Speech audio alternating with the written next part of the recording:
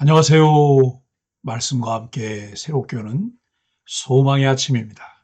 피터 블룸필드는 올바른 길을 계속해서 가는 믿음의 삶은 진리의 말씀을 좇는 것에서 시작된다라고 이야기합니다.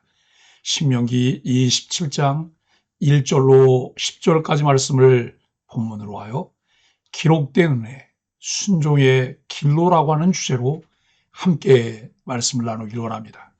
우리는 신명기 26장 12절로 19절 말씀을 통해 하나님의 은혜를 기억하며 받은 복에 감사하고 그 감사가 삶의 순종으로 이어져야 함을 배웠습니다.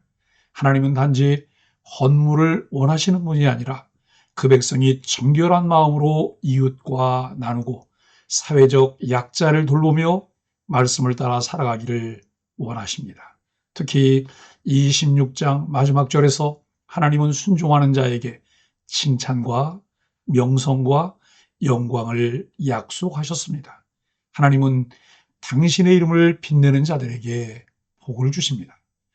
감사해서 순종으로, 순종해서 언약으로 하나님의 약속의 말씀을 따라 살아가는 것이 참복을 누리는 길임을 말씀합니다.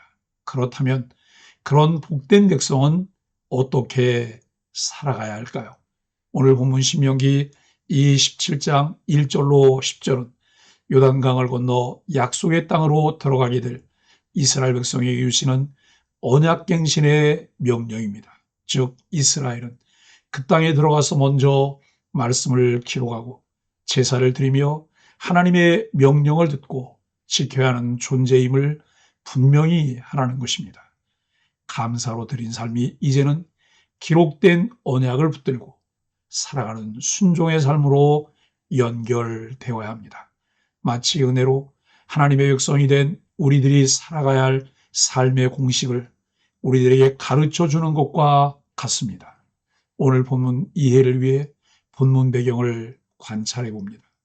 약속의 땅에서 다시 세워야 할 언약의 도를 말씀합니다. 신명기 27장은 매우 상징적인 장면으로 시작합니다. 모세는 장로들과 함께 온 백성에게 명령합니다. 너희가 요단강을 건너 그 땅에 들어가게 되거든 큰 돌을 가져다가 석회를 바르고 그 위에 이 율법의 모든 말씀을 분명하게 기록하라는 것입니다. 이는 단순한 건축행위가 아닙니다. 말씀이 그 땅을 차지하는 시작점이 되어야 한다는 선언입니다. 신학자 크레이그는 이렇게 설명합니다. 이 사건은 단순한 역사적 표지물이 아니라 하나님과의 언약 관계를 다시 새기는 신학적 행위다라고 말합니다.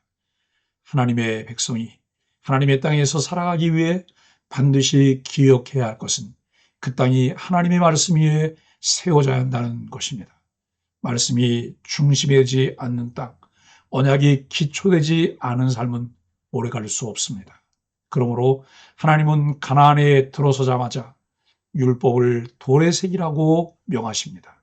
오늘날 하나님 백성의 정체성을 가진 우리들에게 필요한 것은 하나님의 법을 신비에 새기고 그 말씀이 우리의 삶이 되게 해야 합니다. 오늘 본문이 말씀하려는 것이 무엇인지를 살피고 바르게 해석해야 그 말씀을 따라 살아갈 수 있습니다. 첫째, 말씀을 돌에 분명히 새기라 말씀합니다. 하나님은 이스라엘에게 큰 돌을 가져다가 석회를 바르고 그 위에 이 율법의 모든 말씀을 기록하되 분명히 하라고 하십니다. 분명히라는 말은 단지 글씨를 또렷하게 쓰라는 뜻이 아닙니다.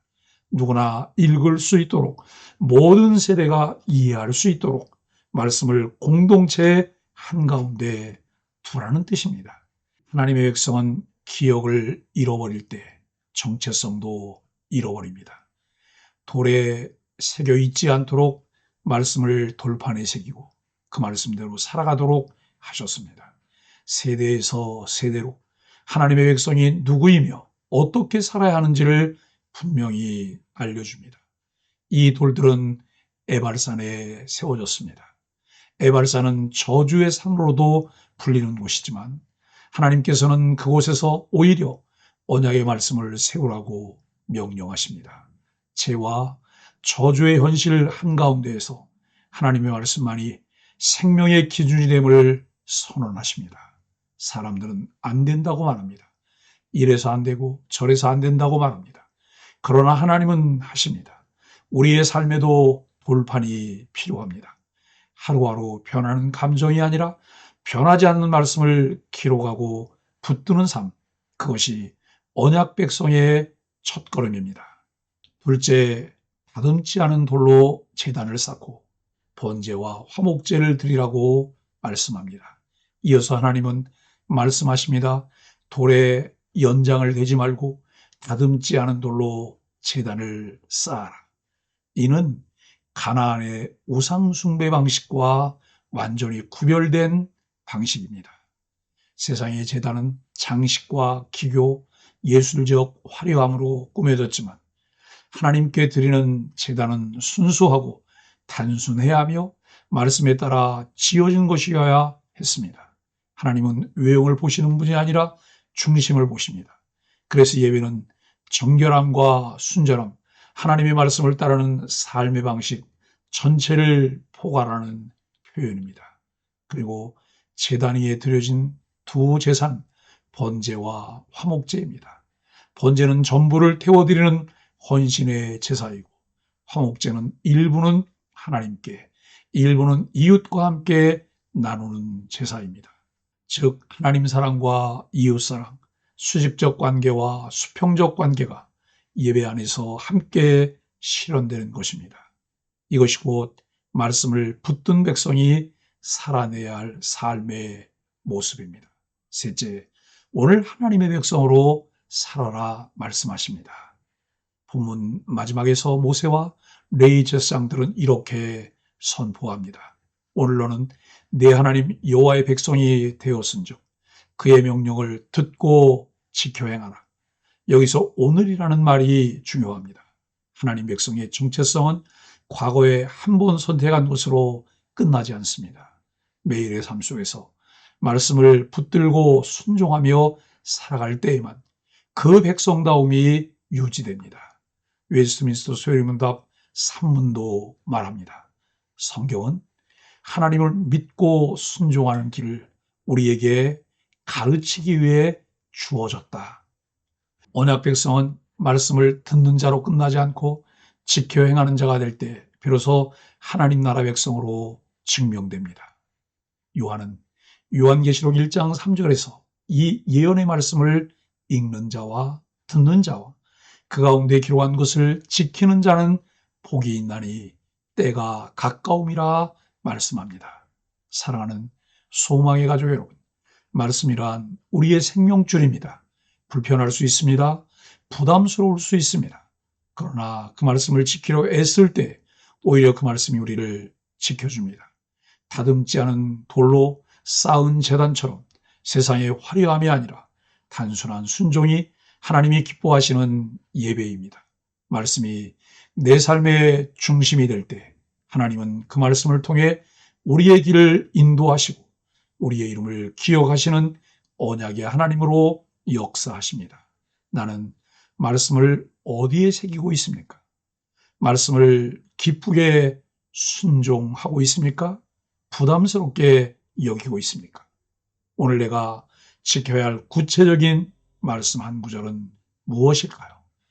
우리에게 매일 아침 들려주시는 하나님의 말씀을 신비에 새기며 그 말씀이 가르치는 대로 순종하여 복된 삶을 살아가는 소망의 가족들이 되기를 예수 그리스도의 이름으로 간절히 축복합니다. 함께 소망의 아침 기도를 드리겠습니다. 말씀과 예배를 통해 제 정체성을 확고히 하길 원하시는 하나님의 마음을 깨닫습니다. 매일 제 마음 반에 하나님의 말씀을 분명하고 정확하게 새기게 하여 주옵소서. 왕이신 하나님의 명령을 듣고 순종의 제사를 즐거이 드리며 하나님 백성임을 삶으로 확증하게 하여 주옵소서. 예수님의 이름으로 간절히 기도합니다. 아멘.